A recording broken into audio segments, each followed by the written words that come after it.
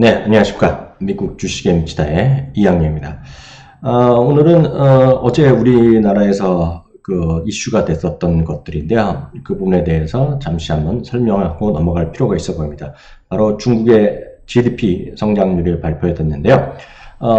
연간 6.6%, 물론 잠정 실적이죠. 그리고 분기 실적으로 보면 연간 6.4%를 발표했습니다. 양쪽 모두 기대해서 예상했던 수준을 못 미친 건 아닙니다. 그렇고 연간 보면 6.5 목표였기 때문에 6.6이 나쁜 건 아닌데요. 중요한 거는 6.6 자체가 천안문 민주화 시위 6월 진압 사건 이후 중국 경제에 큰 영향을 미쳤던 1990년에 3.9% 이후 최저, 그러니까 30년 만에 최저 수준이 나왔는데요.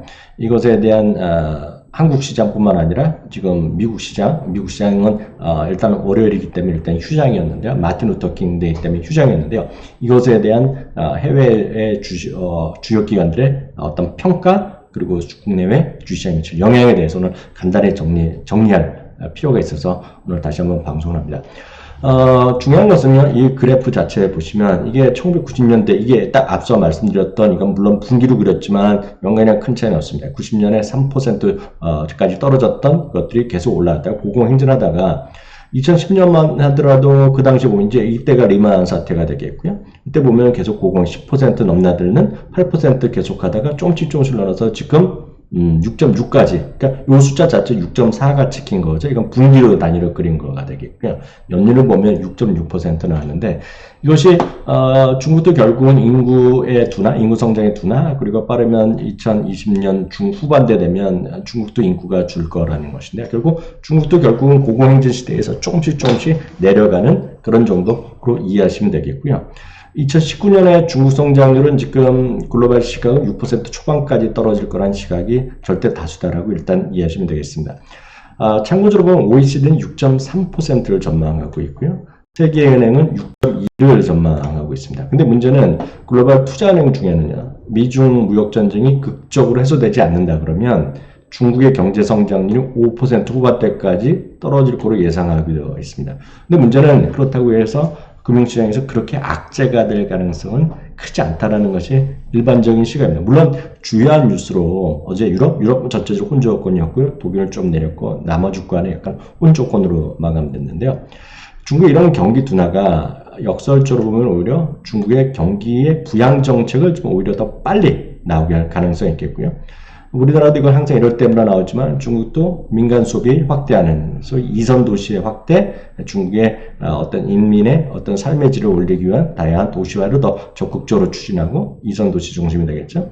그리고 미중 간의 무역적 개선, 1조 달러 얘기 나온 거 아닙니까? 이런 것을 통해서 미중 간의 무역 전쟁의 종식의 노력을 더욱더 빨리 하지 않겠느냐. 이것은 물론 미국도 마찬가지 입장일 텐데요.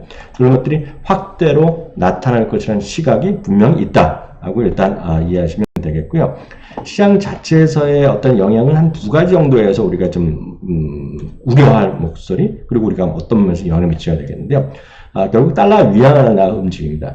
작년 11월 그때만 하더라도 10월 그때 확 위안화가 떨어질 때, 이건 달러 위안이 나기 때문에 이게 좀 위로 올라가는 것이 상대적으로 위안화가 약해지고 달러가 강해지는 흐름이 되겠는데요. 이게 7달러, 7위안 무조건 넘을 거라고 얘기를 많이 했지만 결국 쭉 내려와서요.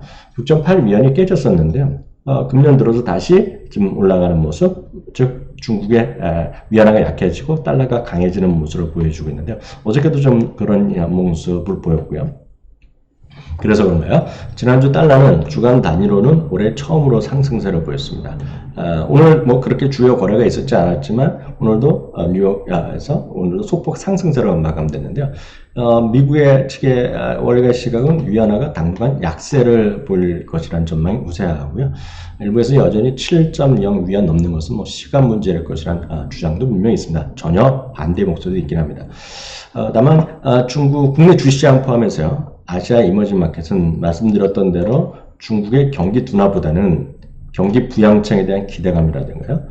미국과 중국의 무역 협상의 방향에 대한 타결 쪽에 대한 배팅이 여전히 이어지고 있다는 시각이 좀 다수 의견이다라고 일단 이해하셔야 되겠고요. 문제는 이제 오늘 이제 잠시 미국의 오늘 좀 시장이었는데요. 미국 반등세가 이번 주에도 이어질까라는 궁금증이 있는데 한 가지만 말씀드리면 지금 베어마켓에 대한 단순한 반등 랠리인지 아니면 베어마켓을 벗어나서 바로 불리시하게 볼 수 있냐는 그런 시각인지에 대해서 궁금증이 많은데요. 일단 숫자 자체, 팩트만 보면은요. S&P 500 기준으로 12월 24일이요. 크리스마스 이후에 무려 13%나 지금 반등했습니다. 근데 이게 어떤 정도냐면 이게 보시면 과거 10번의 베어마켓에서 딱 그 베어마켓 들어간 날부터 흐름이 과거 저쪽부터 떨어져 갖고 언제 만에 회복하느냐 이런 것인데요. 평균 이제 460일 정도, 480일에서 일단 회복하는 그림 이렇게 나온 거 아닙니까? 작년 말에 얘기가 나왔던 건데요. 지금 보시면 이번에는 딱 떨어졌다가 반등했는데 이게 딴 때보다 더 많이 떨어지긴 했지만 중간적으로 떨어졌지만 상당히 지금 빨리 회복하고 있다 이런 얘기입니다. 그래서 이게 좀 심하다, 너무 심하게 좀 빨리 반등하고 있다는 것 때문에 걱정의 목소리도 일단 많다라고 보셔야 되겠고요. 그런 관점에서 어제 제가 예고해 드렸던 바와 같이요. 여러분들 늘 말씀드리지만 미래에셋에서 나오는 어닝 리비전이라는 자료가 매주 월요일날 새벽에 나오는데요. 거기 보면 국내외 주요 지역별로 주당 순이익의 변동치가 과거 4주 어떻게 됐는지 또 이익 조정 비율은 어떻게 됐는지 나오는데요. 어제도 말씀드렸다시피 주당 이익의 전망치는 하향세가 뚜렷합니다. 이건 전 세계 대부분의 일반적인 국가의 흐름이 되겠는데요. 남미는 워낙 안 좋았기 때문에 남미만이 조금 좋고요. 중동 크면 의미가 없겠고요. 대부분의 지역들이 조금 낮아지고 있습니다. 최근 한 달 동안요. 아시아는 조금 보합 정도로 회복하고 있는데요. 북미는 늘 말씀드리지만 미국과 캐나다인데 캐나다는 GDP가 상당히 작기 때문에 실제로 미국 위주로 보셔야 되겠는데요. 북미 1.9% 한 달에 빠졌습니다. 1.9%가 빠졌고요. 최근 3개월 동안은 한 5.6% 정도 빠졌습니다. 그런데 한국은 다른 아시아권과 달리 일본이나 중국, 홍콩 이런 데 올라가고 있죠. 인도네시아, 말레이시아 작년 워낙 안 좋았는데 요즘 올라가고 있는데 지금 보시면 대만과 한국이 주도적으로 지금 이익 조정비를 떨어지고 있는데 이것은 특히 기술주의 중심, 특히 반도체 중심을 영향을 미치고 있다라고 보셔야 되겠고요. 우리나라는 여러 번 말씀드렸다시피 건설이라든가 유틸리티, 은행, 그리고 통신 정도 일부를 제외하고는 대부분의 이익 조정, 이익 전망치 계속 하향되고 있습니다. 무슨 얘기냐면 전체적으로 보면 대한민국, 미국 그리고 유럽 마찬가지 이익 전망치가 내려가고 있기 때문에 그것은 의미는 펀더멘탈이 좀 재미없다라고 일단 보셔야 되겠고요. 즉 결론적으로 보면 펀더멘탈보다는 재료와 수급에 의한 반등으로 이해하는 시각이 지금 미국도 많고 한국도 그게 좀 당연하다고 보겠습니다. 즉 반등을 하지만 한국이나 미국 모두 마음을 놓기는 아주 힘든 상황이라는 시각을 저는 갖고 있고요. 이런 관점에서 무슨 재료가 됐건 뉴스가 됐건 이런 기술적 대응이 최선이다라는 시각 다시 한번 제 의견이지만 참고하시는 것도 좋을 것 같고요.